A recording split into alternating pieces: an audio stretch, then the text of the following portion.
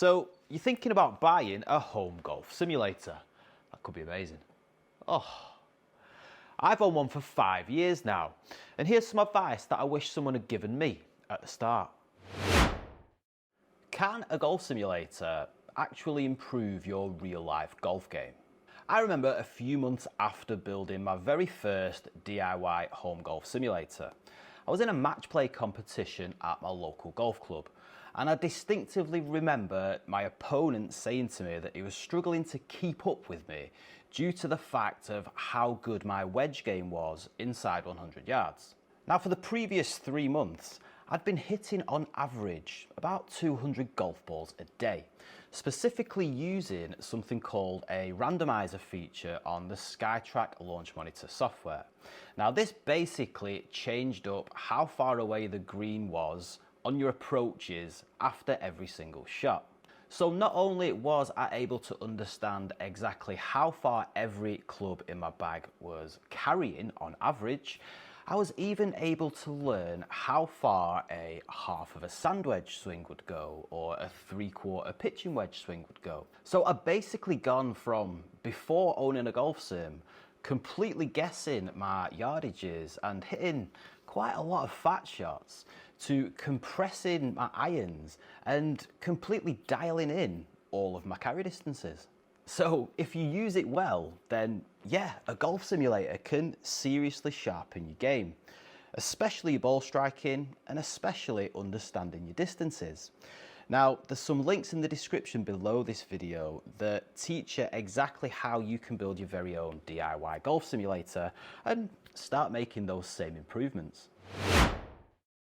Don't try to change your swing using YouTube coaching videos. After I got a golf sim, I went from a 12 handicap down to a 7 handicap. Now, my natural shot shape was a fade, but I'd learned that you actually get more distance when you can hit a draw. So I wanted to change my swing so that it looked a little bit more like Rory's. Now, I tried to teach myself how to play a draw from watching some YouTube coaching videos, and because I wanted to level up my game and be able to play those different types of shots. But instead, I completely screwed up my golf swing, and I ended up with a two-way miss, which wasn't cool. So 1 minute I was hitting a push fade, and the next, like a snap hook, and my game went completely to pot. Now, the moral of the story is, don't be your own coach. Get lessons from a PGA pro and then incorporate what you've learned in those lessons within your golf simulator. You can access online tools and platforms like Skillest, or you can just go and visit your local golf pro the old-fashioned way. I'll be honest, I haven't watched a YouTube coaching video for about 3 years. And I used to love it. I used to watch Me and My Golf. I thought they were amazing, but I've literally not watched one for such a long time just because of what's happened to me in the past. And I've just got myself back to an 8 handicap from having the occasional lesson with a golf pro whenever I feel like I needed it. As soon as you get access to playing recreations of world famous courses on your sim, you're gonna stop getting better at golf. Now, let's be clear, playing the likes of Augusta, Pebble Beach or TPC Sawgrass is one of the most appealing features of owning a golf simulator, and it's amazing.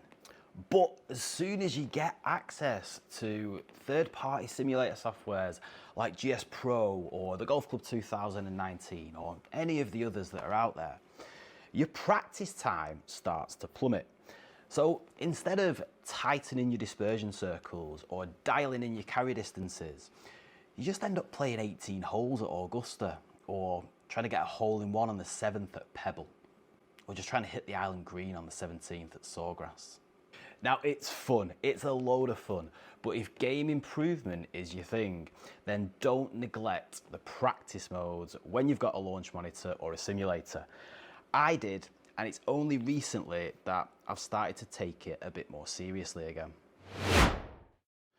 So what is the best way to get better using a golf simulator? Well, if you don't have a focus, then owning a golf simulator becomes very much like being at the driving range, and you can end up aimlessly hitting ball after ball without actually learning anything. So what I found the best way to improve is to utilize these skills challenges that often come within your launch monitor's software.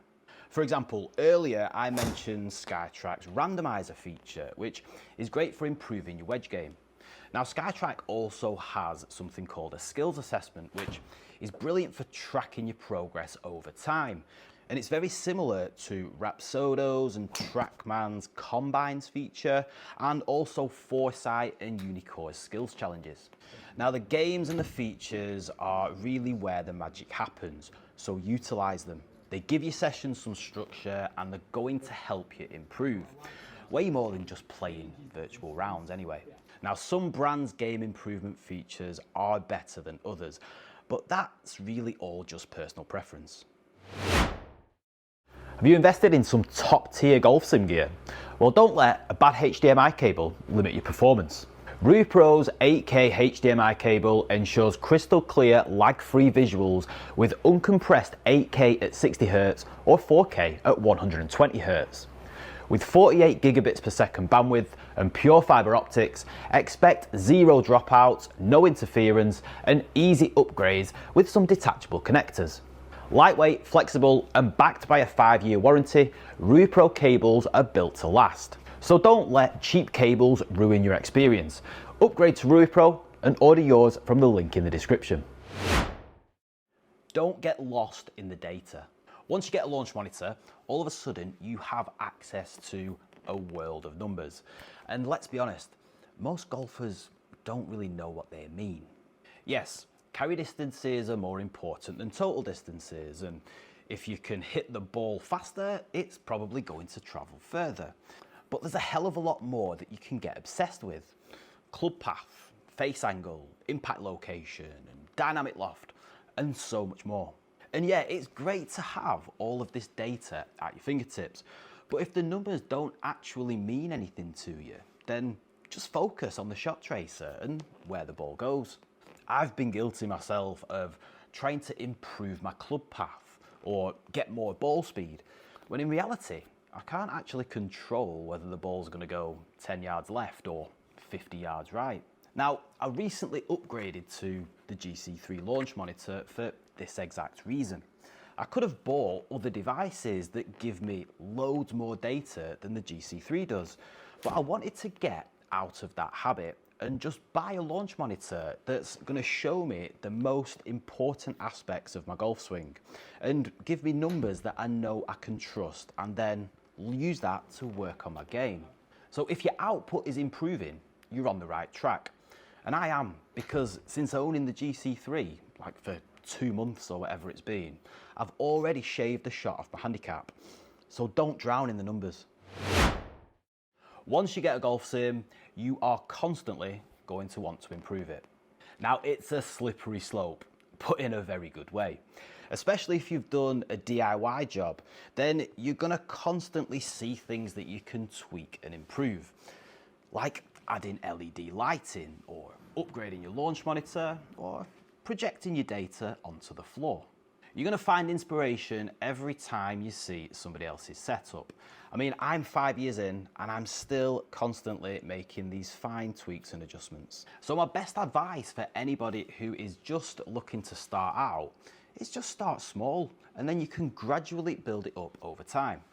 To get started, all you need is a net, a hitting mat, and a launch monitor, and you can get those 3 things for less than £1,000 brand new.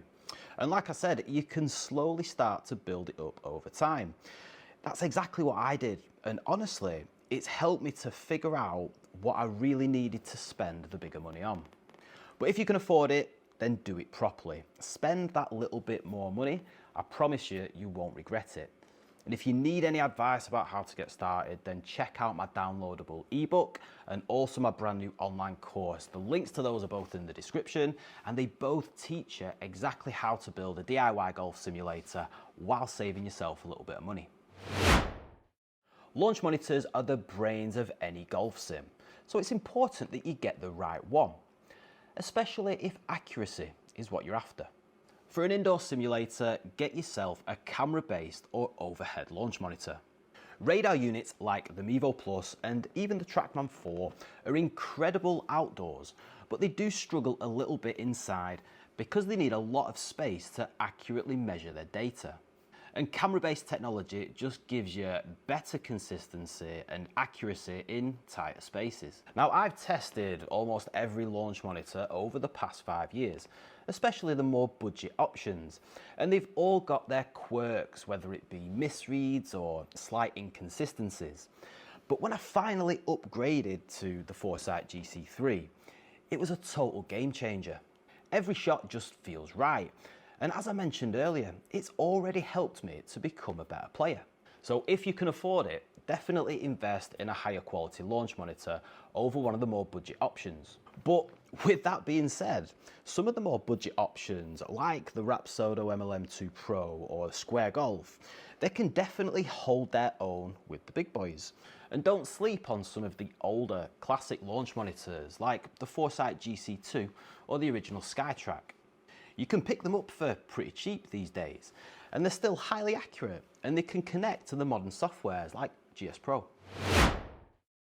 Once you've got your launch monitor, if there's anywhere else to invest in early, it's these 3 things. A poor quality hitting mat might cause your wrists and elbows some injuries, as well as giving you some inaccurate feedback. A weak projector might kill your immersion and your whole simulator experience. And a cheap impact screen looks unprofessional and it's not going to last very long. Now, I've built multiple home golf simulator setups and I've made every single one of those mistakes.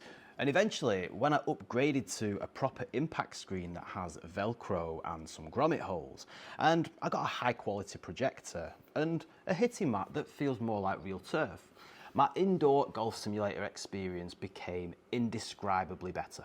Now, my ebook and my online course detail all of the products that I'd recommend for various budgets. So check them out for the best and up-to-date golf simulator advice. And then watch this video on the screen right now to see how you can get started with a completely fully functioning and working golf simulator for less than £1,000.